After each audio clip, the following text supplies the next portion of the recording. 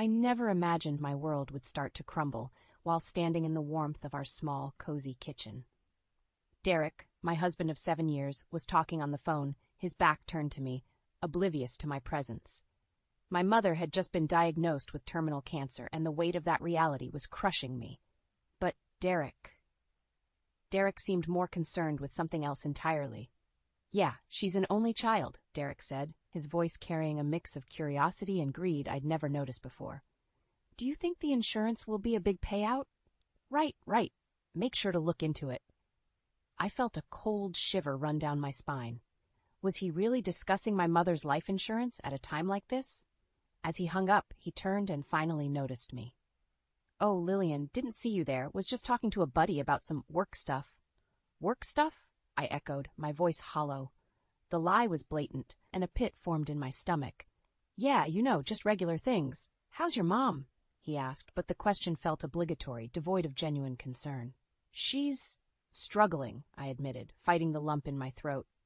"Derek, were you really talking about her insurance?" He paused, then shrugged, an unsettling smile playing on his lips. "Well, yeah, it's practical to think about these things, right? I mean, it's sad, but we gotta be prepared." Prepared? For what? My mother's death was a ticking clock, and here he was, counting the potential inheritance. I wanted to scream, to cry, to make him see the monstrous nature of his thoughts. But I stood frozen, disbelief chaining my words. "It's not just about the money, Derek." "She's my mother," I said, barely a whisper. Of course," he replied too quickly, his eyes not meeting mine. "But life goes on, Lillian. We need to think about the future." His words felt like a betrayal, a stark revelation of the man I had married. Was this always who he was? A cold, calculating stranger? I turned away, the room suddenly feeling too small, his presence too suffocating. "I need some air," I managed to choke out before stepping outside, leaving Derek and his twisted priorities behind. The evening air did little to soothe the turmoil inside me. My mother's gentle smile, her warmth, the way she always knew how to make everything all right, flashed through my mind. And juxtaposed with that was Derek, discussing her death like a business transaction. I couldn't reconcile the two images, and as the night grew darker, so did the realization that the man I shared my life with was a stranger who saw my mother's impending death as nothing more than an opportunity for financial gain. Tears blurred my vision, not just for my mother's fate, but for the loss of the man I thought I knew. In that moment, a resolve began to form. Derek's callousness had opened my eyes to the truth, and I knew I couldn't let this go. I had to protect my mother's legacy from the man who saw her life in dollar signs. And I would start by uncovering every lie, every deceitful plan he harbored. It was time for Derek to see that I was not the naive, compliant wife he took me for. As I walked back inside, the path forward was clear. It would be difficult, painful even, but I was determined. Derek had awakened a strength in me I never knew I had, and for my mother's sake, I would fight back. The next day I visited my mother, the hospital's sterile smell and the quiet hum of machines surrounding us. She was weak but managed to smile when she saw me. We talked about everything except her illness and the looming shadow it cast over our lives. It was a temporary escape, a moment of normalcy in the chaos. Returning home, the atmosphere shifted the moment I stepped through the door. Derek was on the phone again, his voice hushed but intense. He didn't notice my arrival, too engrossed in his conversation. No, we can't rush this. It's a delicate situation," he whispered, pacing the living room. "Yeah, once the insurance comes through, we'll be set. Just need to play it cool for now." My heart sank. There it was again, his obsession with the insurance money. Anger bubbled inside me, a stark contrast to the sadness I felt just moments ago. I cleared my throat, and Derek jumped, his guilty gaze meeting mine. "Lillian, you're back early." Ignoring his feigned surprise, I confronted him. "Who were you talking to about playing it cool, and what insurance are you waiting for?" He hesitated, then laughed it off. "Babe, you're overthinking it. Just work stuff. You know how it is." "Work stuff," I repeated, the lie tasting bitter. "Derek, why are you so interested in my mother's insurance? Shouldn't we be focusing on her, on spending time with her, instead of whatever this is?" He scoffed, his demeanor changing. "Lillian, be realistic. Your mom's not going to get better. We need to think about the future, our future." I stared at him, disbelief and disgust mingling. My mother is dying, Derek, and all you can think about is money? He rolled his eyes, frustration evident. You're being too emotional. It's not just about the money. It's about security, our security. Security? By capitalizing on my mother's death? I shot back, my voice rising. Derek approached, his expression hardening. Listen, Lillian, you might not like it, but that's how the world works. We need to look out for ourselves. If you're too blinded by your emotions to see that, then I don't know what to tell you. His words were like a slap in the face, revealing the depth of his selfishness. It was clear Derek had no empathy, no love for anything beyond his own desires. That's how you see it, huh? I said, my voice cold. Well, I see a man so consumed by greed, he can't even pretend to care about his dying mother-in-law, or his wife. Derek sneered. Maybe if you weren't so naive, you'd understand. But go ahead, keep living in your little fantasy world where everything's fine. The conversation was going nowhere, and I realized arguing with Derek was useless. He was lost, consumed by his own greed. But I wasn't going to let him drag me down with him. Turning on my heel, I left him standing there, his words echoing in the now empty room. I needed a plan, a way to protect my mother's legacy and ensure Derek wouldn't get a penny of it. As I headed to my room, the pieces of a plan began to form in my mind. Derek wanted a battle? He'd get one. But unlike him, I'd be fighting for something far more important than money. Over the next few days, I watched Derek like a hawk, noting every phone call, every sneaky glance he thought I didn't catch. His obsession with the insurance money grew more apparent, and so did his negligence towards anything that didn't serve his agenda. One evening, as we sat across from each other at dinner, the silence between us was palpable. Derek broke it, his voice dripping with faux concern. So did you talk to your mom about the insurance? I paused, fork midair, staring at him incredulously. You're really going to bring this up now? At dinner? He shrugged, unabashed. It's an important conversation, Lillian. We need to know where we stand financially. I set my fork down, my appetite gone. My mother is dying, Derek, and all you can think about is money. It's disgusting. He leaned forward, a cold glint in his eyes. It's not disgusting, Lillian. It's practical. Your mother wouldn't want you to be left struggling. I scoffed. You don't know the first thing about what my mother wants. The conversation spiraled into yet another argument, Derek's greed clashing with my disgust. It was clear we were on two different paths, his paved with gold, mine with the desire to do right by my mother. After dinner, I retreated to my room, a plan forming in my mind. It was time to take action, to ensure Derek's schemes would fall flat. I started researching, digging into legal documents, insurance policies, and anything else that could help me protect my mother's interests. The next morning, I made a call to a family lawyer, explaining my situation and seeking advice on how to safeguard my mother's assets from Derek's clutches. The lawyer was sympathetic, offering guidance on how to proceed. Armed with this new knowledge, I confronted Derek again. This time, I was prepared.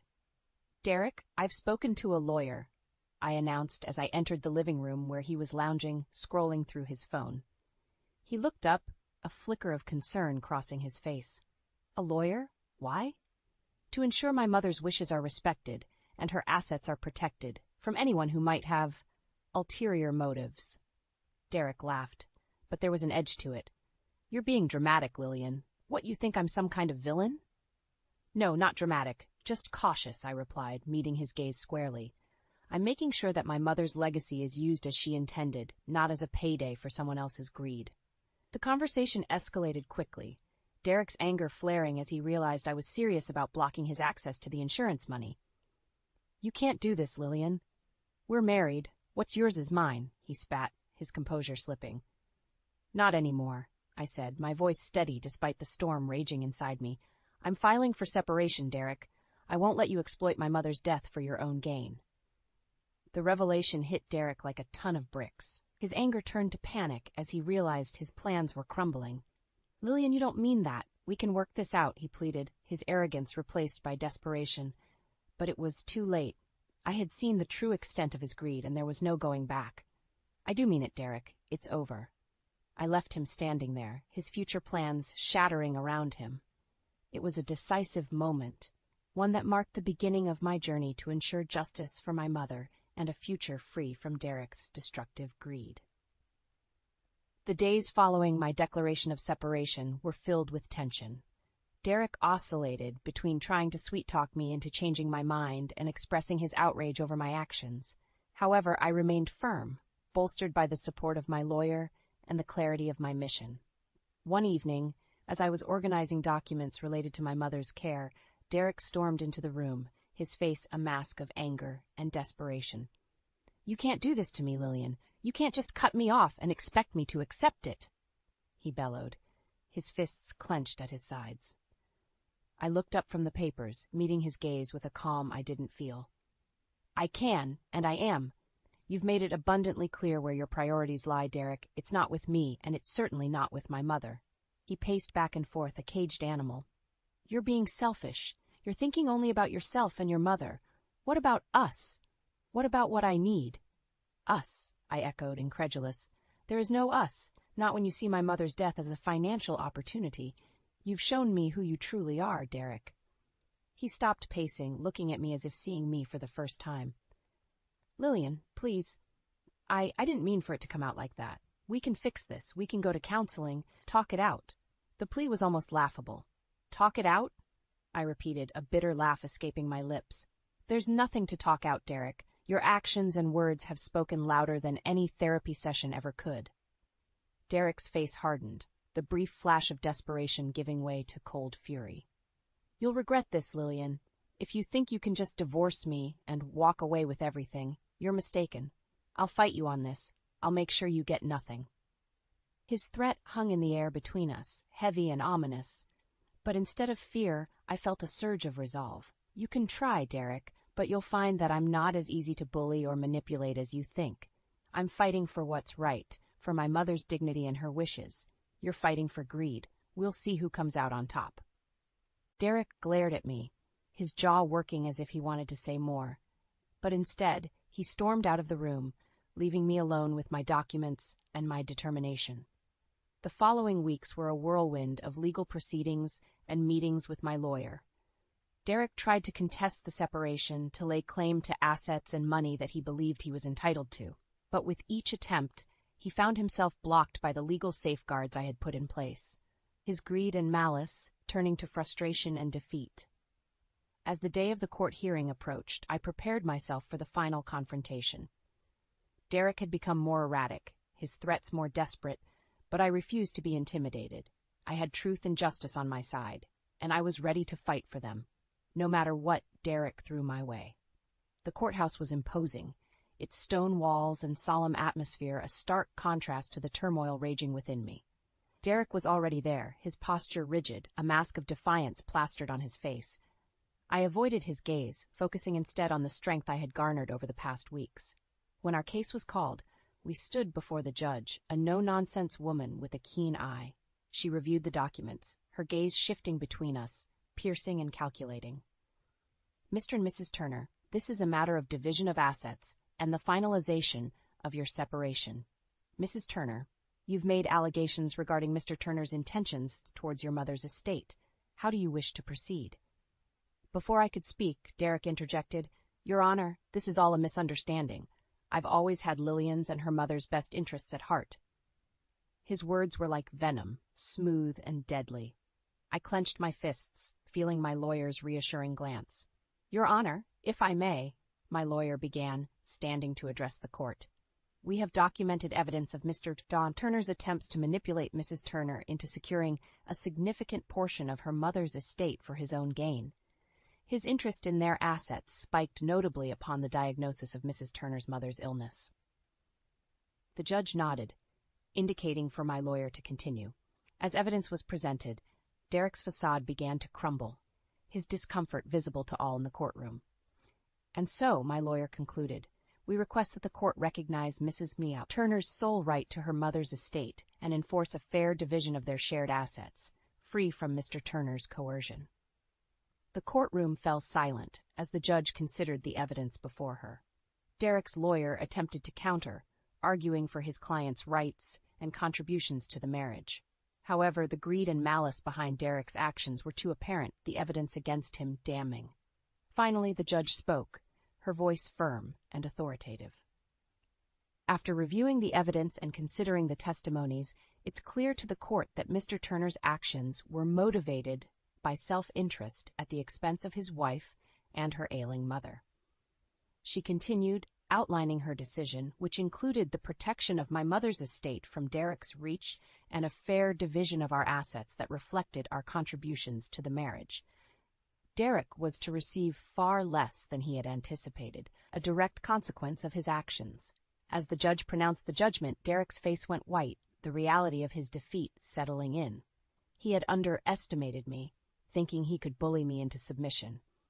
But standing there in the courthouse, victory at hand, I felt a weight lift off my shoulders. Derek attempted to protest, but it was over. The judge's decision was final. Outside the courthouse, he approached me, his expression a mix of anger and disbelief. "You'll regret this, Lillian. You think you've won, but you haven't seen the last of me," he hissed, his voice low and threatening. I met his gaze, my resolve unwavering. "No, Derek. It's you who will regret underestimating me. I've done nothing but protect myself and my mother from your greed. Go ahead and try whatever you want, but know this. I am no longer the person you can manipulate and control. This is the last you've seen of me." Turning away from him, I walked into the sunlight, a free woman at last. The battle was over, and though I knew Derek might never change, I had reclaimed my life, my dignity, and my mother's legacy. In the weeks following the court decision, I focused on rebuilding my life with my daughter, away from the shadow Derek had cast over us. My mother's health continued to decline, and I cherished every moment I could spend with her, knowing they were precious. One day, as I was returning from visiting my mother, I found Derek waiting outside my new apartment, a sight I had dreaded yet anticipated. His appearance was disheveled, a far cry from the confident man he once portrayed. "Lillian, we need to talk," he said, his voice lacking its former assertiveness. I stopped in my tracks, wary. "There's nothing left to discuss, Derek. You've made your intentions clear, and so have I." He shuffled uncomfortably, looking around before fixing his gaze on me. I've been thinking a lot about what happened. I was wrong, Lillian. I see that now. I was blinded by greed." Hearing the word greed come from his mouth felt surreal, almost as if he had finally come to terms with the root of his downfall. Yet I remained skeptical. "Realizations come a bit late, don't they?" I responded coolly. Derek took a step closer, desperation seeping into his tone. "Please, Lillian, I've lost everything. My job, my friends. I have nothing. I need help." His plea, though filled with apparent remorse, didn't stir the sympathy he likely hoped for. "You chose this path, Derek. You prioritized money over everything else, over us. You can't expect me to simply forgive and forget." "But I've changed, Lillian. I can prove it to you, to everyone. Just give me a chance," he implored, his eyes searching mine for a sign of forgiveness. It was then I realized the depth of Derek's destruction. He had been consumed by his greed, and now, stripped of his ambitions and schemes, he was left with nothing but regret. "Derek, it's too late for chances. You made your decisions, and now you must live with them," I said firmly, my heart hardening against the sight of the man who had once shared my life. He seemed to shrink before my eyes, the finality of my words hitting him. I understand. I'm sorry, Lillian. Truly I am," he murmured before turning and walking away, a broken man. As I watched him disappear, a mix of emotions washed over me. Pity for the man Derek had become, relief for the freedom I now had, and sadness for the love that had once been but was destroyed by greed and deceit. In the days that followed, rumors reached me of Derek's continued downfall. He tried to rebuild his life, but his reputation preceded him, a constant reminder of his actions. Eventually, he left town, seeking a fresh start elsewhere, but the damage was done. Derek's demise was a testament to the consequences of his choices, a stark warning of the destruction greed can bring. I turned my attention back to my life, to my daughter and my ailing mother, focusing on healing and moving forward.